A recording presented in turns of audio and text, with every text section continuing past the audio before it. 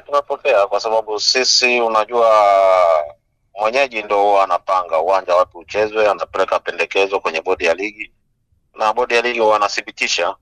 Kwa hiyo kama bodi ya ligi umethibitisha, sisi hatuna la kusema.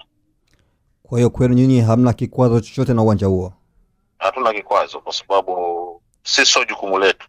Sisi ni jukumu letu ni kwenda kucheza mpira katika uwanja wowote ambao bodi ya ligi itauthibitisha.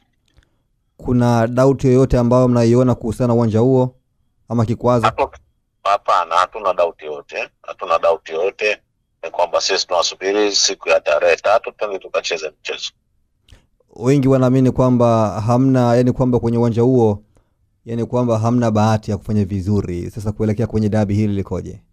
Hapana, mchezo wa mpira hauna bahati. Mchezo wa mpira ni kama una timu nzuri, una wachezaji wazuri, una benchi la ufundi nzuri, una viongozi wazuri, basi unapata matokeo. Kwa hiyo haya mambo ya bahati si ya nini, haya mambo ya kizamani sana ndugu yangu.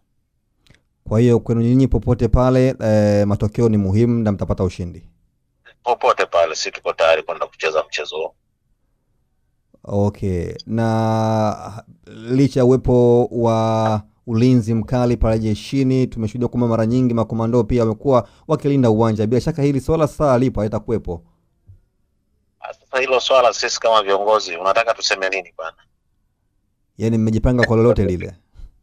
Hapana, sisi kama viongozi tunataka mchezo uchezwe katika mazingira ya amani na utulivu.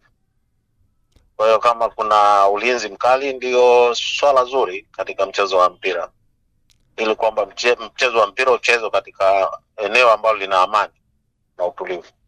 Kwa kwenye hili Simba hawajakomoa. Wanatukomoa kwa kitu gani bwana?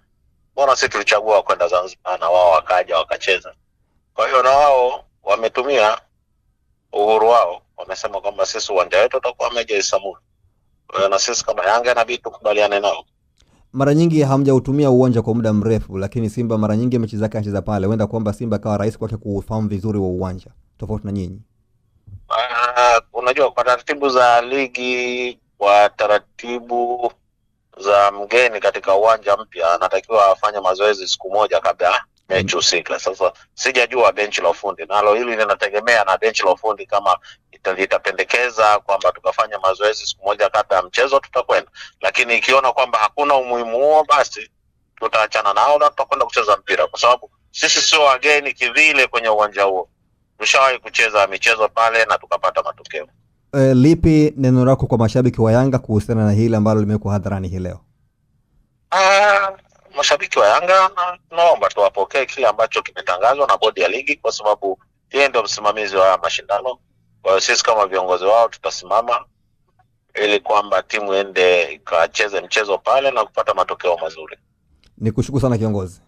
Asante bwana. Asante. Usisahau kusubscribe kwenye YouTube Mwandike Digital.